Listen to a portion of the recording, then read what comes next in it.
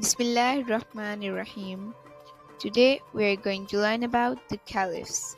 There are four Caliphs in Islam. Do you know, kids, who is Caliph? They were the leaders after the Prophet Muhammad sallallahu alaihi wasallam. They spread Islam by justice, kindness, and wisdom. They show Muslims how to live with honesty and faith. They protected Islam in difficult times. They follow the Qur'an and Sunnah very closely. They are role models for of all age.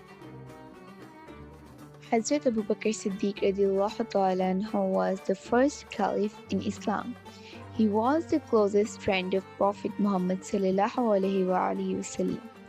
He helped spread Islam with kindness and wisdom. He was known for truthfulness and strong faith. Hazrat Umar Farooq radiallahu ta'ala anhu was the second Caliph in Islam. He was famous for justice and was called Al-Farooq. He established rules for government and protection for people.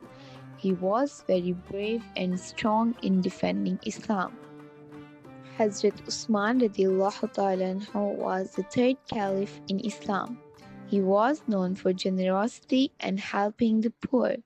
He collected the Qur'an in one book form so it could be preserved.